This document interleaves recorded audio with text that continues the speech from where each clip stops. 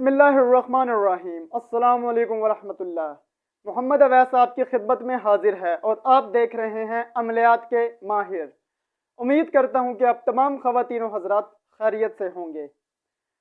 آج کا جو ہمارا موضوع ہے وہ استخارے کے حوالے سے ہے کہ استخارہ جو ہے کس وقت کرنا چاہیے، کس دن کرنا چاہیے اور کتنی مرتبہ کرنا چاہیے۔ بہت سے لوگ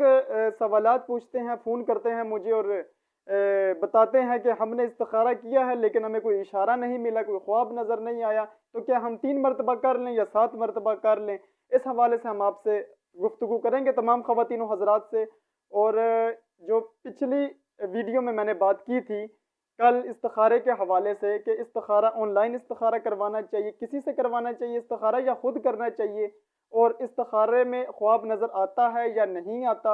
اور اس حوالے سے میں نے بات کی تھی کہ استخارہ جو لوگ آن لائن کر رہے ہیں یہ آپ سے آپ کا نام اور آپ کی والدہ محترمہ کا نام پوچھتے ہیں، تو کیا یہ ٹھیک ہے یا غلط ہے؟ اس حوالے سے جو ہے وہ میں نے بات کی تھی۔ اور جن بھی خواتین و حضرات نے میری وہ ویڈیو نہیں دیکھی، آپ کو یہ سکرین پر آئیکن نظر آ رہا ہوگا،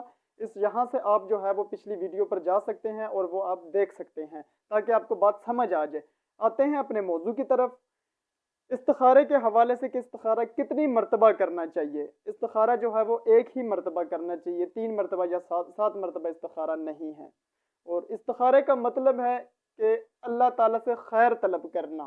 اللہ تعالیٰ سے خیر طلب کرنا، خیر مانگنا، یہ دعا ہے، تو یہ ایک ہی مرتبہ کرنا چاہیے استخارہ۔ اور استخارہ جو ہے کس دن کرنا چاہیے، اس میں دن کی جو ہے وہ کوئی پابندی نہیں ہے، جس وقت مرضی کریں، پیر والے دن کریں، منگل کو کریں، بدھ کو کریں، جمعرات، جمعہ، ہفتہ اتوار، جب مرضی آپ کریں۔ اس میں جو ہے وہ دن کی جو ہے وہ کوئی قید نہیں ہے، کوئی پابندی نہیں ہے۔ اور اب آ جاتے ہیں ہم وقت کی طرف۔ کافی لوگوں کے ذہنوں میں یہ اشکالات ہوتے ہیں کہ استخارہ جو ہے وہ عشاء کی نماز کے بعد کرنا چاہیے۔ اس پہ لوگ بہت زیادہ جو ہے وہ زور دیتے ہیں اور عشاء کے بعد ہی کرتے ہیں۔ میں نے جتنے بھی لوگ دیکھے استخارہ کرنے والے وہ عشاء کے بعد ہی کرتے ہیں۔ عشاء کے بعد استخارہ کرنا اس حوالے سے تو مطلب کہنے کا مجھے کوئی روایت نہیں ملی ہے، صحیح حدیث میں بھی نہیں ملی اور ضعیف روایتوں میں بھی نہیں ملی ہے، اور اس کے علاوہ تاریخ کی کسی کتاب میں عشاء کے بعد کا تذکرہ نہیں ہے کہ خاص عشاء کے بعد ہی جو ہے وہ آپ استخارہ کریں، ایسا نہیں ہے۔ استخارہ جو ہے وہ کرنا چاہیے، جائز ہے۔ رسول اللہ صلی اللہ علیہ وسلم نے ارشاد فرمایا، حدیث کا مفہوم ہے کہ استخارہ کرو اور اللہ سے خیر طلب کرو، تو یہ کر لینا چاہیے۔ اور اس میں یہ ہے کہ آپ فجر کی نماز کے بعد بھی کر سکتے ہیں، ظہر کی نماز کے بعد بھی، عصر کے بعد، مغرب کے بعد، عشاء کے بعد، اب جس وقت مرضی ہے چاہیں کر لیں۔ جیسے میں نے آپ کو بتا دیا پہلے بھی کہ یہ ایک دعا ہے، تو دعا کا کوئی وقت نہیں ہوتا، جب مرضی آپ کر لیں۔ تو اسی طرح جو ہے وہ استخارہ جو ہے آپ کر سکتے ہیں کسی بھی وقت۔ اور کافی لوگ جو ہیں وہ یہ سوچتے ہیں کہ استخارہ جو عشاء کی نماز کے بعد کرنا ہے، اس کے بعد آپ نے دائیں کروٹ جو ہے وہ لیٹ جانا ہے اور قبلے کی طرف منہ کر کے آپ نے لیٹ جانا ہے، اور اس کے علاوہ آپ نے کسی سے بات نہیں کرنی اور اپنا مقصد ذہن میں رکھنا ہے اور سو جانا ہے۔ اور خواب آپ کو نظر آ جائے گا، اور جب خواب آپ کو نظر آ جائے گا تو خواب میں جو ہے وہ آپ کو اشارہ ہو جائے گا کہ آپ یہ کام کر لیں یا نہ کر لیں، تو یہ بات جو ہے وہ غلط ہے۔ یہ بات نہیں ہے کہ آپ کو خواب نظر آ جائے گا اور پتہ لگ جائے گا۔ میں خواب کا منکر نہیں ہوں، اور خواب نظر آ سکتا ہے، لیکن 1000 لوگ استخارہ کریں، 2 کو خواب نظر آ جائے، باقی لوگوں کو نہ نظر آئے، تو جن کو نہیں نظر آیا ان کا ہم کیا کریں گے؟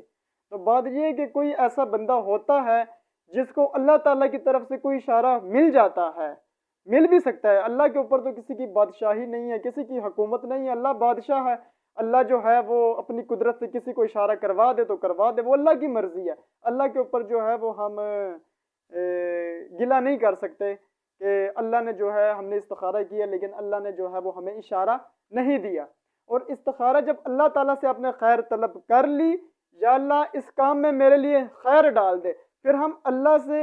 امید کر سکتے ہیں، امید کی جا سکتی ہے اللہ سے کہ اللہ جو ہے اگر ہمارے حق میں یہ بہتر ہوگا تو اللہ تعالیٰ جو ہے ہم سے یہ کام کروا دیں گے، اور اگر بہتر نہیں ہوگا تو اللہ تعالیٰ خود ہمیں پیچھے ہٹا دیں گے۔ اب ایسا نہیں ہے کہ آپ نے استخارہ کر لیا اور اب آپ اللہ کا اشارہ ہونے کا انتظار کریں، ایسا نہیں ہے۔ آپ نے استخارہ کر لیا، دعا کر لی، یا اللہ میرے حق میں بہتر ہے تو مجھے دے دے ورنہ مجھے پیچھے ہٹا دے، تو پھر آپ اس کام میں لگ جائیں، وہ کام آپ کر لیں اللہ کا نام لے کے، انشاءاللہ العزیز اس میں خیر ہوگی۔ کافی لوگ جو ہیں وہ استخارہ کر لیتے ہیں، اس کے بعد بھی ان کا کام نہیں بنتا۔ مطلب نقصان ہو جاتا ہے، شادی کے لیے کر لیتے ہیں، فائدہ نہیں ہوتا، تو وہ جو نقصان ہوتا ہے وہ نقصان ہمیں نظر آ رہا ہوتا ہے لیکن وہ نقصان نہیں ہوتا، کیونکہ دعا کے تین پہلو ہوتے ہیں، یا تو وہ قبول کر لی جاتی ہے، یا اس سے بہتر اللہ آپ کو عطا فرما دیتے ہیں، یا آخرت کے لیے ذخیرہ کر لی جاتی ہے۔ بعض اوقات ہم لوگ استخارہ کر لیتے ہیں اور پھر بھی ہمیں اگر اس کام میں نقصان ہو جاتا ہے تو اللہ پہ گلہ نہیں کرنا، اللہ بادشاہ، اللہ جو ہے وہ جاننے والا ہے، ہم بے شک نہیں جانتے، اللہ جانتا ہے کہ میں نے اس بندے کو کیا دینا ہے۔ ہو سکتا ہے کہ آپ کو اللہ تعالیٰ نے اس سے بہتر کوئی چیز کسی چیز سے نوازنا ہو، اور میرا زندگی کا ہے کہ میں نے ایک دو دفعہ ایسے میرے ساتھ معاملات ہوئے کہ میں نے اللہ سے دعا کر لی، ایک چیز مانگ لی میں نے اللہ سے، تو اللہ نے مجھے وہ نہیں دی، اور میں نے سوچا اپنے دماغ میں، انسان ہے نا، انسان کا دماغ کہیں بھی جا سکتا ہے، میں نے سوچا، اللہ سے گلہ تو نہیں کیا لیکن میں نے سوچا کہ میں نے تہجد میں بھی یہ چیز مانگی اللہ سے، فجر کی نمازوں میں بھی مانگی ہے لیکن اللہ نے مجھے عطا نہیں کی، ہو سکتا ہے اللہ مجھے جو ہے اس سے بہتر عطا فرما دے۔ تو جب 6 مہینے گزر گئے نا، تو میں اللہ کا اتنا میں نے شکر گزار کیا، اللہ نے وہ چیز مجھے دے نہیں دی جو بھی میں نے اللہ سے مانگا تھا، وہ میرا اور اللہ کا معاملہ ہے، کیونکہ اس میں میرے لیے نقصان تھا اور بہت زیادہ نقصان تھا۔ اس کی مثال میں ایسے دیتا ہوں کہ جیسے ایک بچہ ہے، چھوٹا بچہ ہے آپ کے گھر میں، 2 سال کا 3 سال کا بچہ ہے، اب وہ کسی اپنا آگ کی طرف جاتا ہے، آگ کی طرف چلا جاتا ہے، یا بجلی کا کرنٹ ہے اس کی طرف وہ چلا جاتا ہے، اور ایسی چیز کے پاس وہ جانے کی ضد کرتا ہے جہاں پر اس کو نقصان ہے، وہ نقصان اس بچے کو نظر نہیں آ رہا، کیونکہ وہ 2 سال کا بچہ، اس کو کیا پتا کہ نقصان کیا اور فائدہ کیا ہے، تو والدین جو ہے وہ اس کو پیچھے کرتے ہیں اس سے، اور بچہ روتا ہے اور اپنی ضد منوانے کی کوشش کرتا ہے، لاکھ کوشش کر لے، ماں باپ جو ہے وہ اس کو اس کے قریب نہیں جانے دیتے، ان کو پتہ ہے کہ اس میں اس کو نقصان ہوگا، اس کی جان کو نقصان ہے، خطرہ ہے، تو بچہ جو ہے وہ یہ ذہن میں سوچتا ہوگا کہ میرے ماں باپ مجھے اس سے پتہ نہیں کیوں روک رہے ہیں، جس وقت وہ بڑا ہو جاتا ہے تو پھر اس کو پتہ لگتا ہے کہ میرے ماں باپ ٹھیک مجھے روکتے تھے، میرا اس میں نقصان تھا، اور کل کو وہ اپنے بچوں کو بھی روکتا ہے۔ تو یہی معاملہ ہے ہمارا اللہ کے ساتھ کہ ہم جانتے نہیں ہیں، جیسے ماں باپ جانتے تھے، دنیا کا جو علم تھا کہ اس سے نقصان ہے، بچہ نہیں جانتا تھا، ایسے ہی اللہ تعالیٰ جانتے ہیں ہمارے بارے میں کہ ہمارے لیے کیا چیز بہتر ہے اور کیا نقصان دہ ہے، تو اسی وجہ سے جو ہے اللہ تعالیٰ ہمیں عطا نہیں کرتے دیتے، ہمیں وہ چیز نہیں دیتے، اس سے نہیں نوازتے، ہمارے لیے اس میں نقصان ہو سکتا ہے، ہو بھی سکتا ہے کہ ہمیں اس میں نقصان نہ ہو، پھر بھی اللہ تعالیٰ ہمیں نہ دیں تو اللہ کے اوپر گلہ نہیں ہے، اللہ بادشاہ ہے، اللہ سے پھر بھی اچھے کی امید ہے کہ انشاءاللہ العزیز اللہ نے ہماری دعا آخرت کے لیے ذخیرہ کر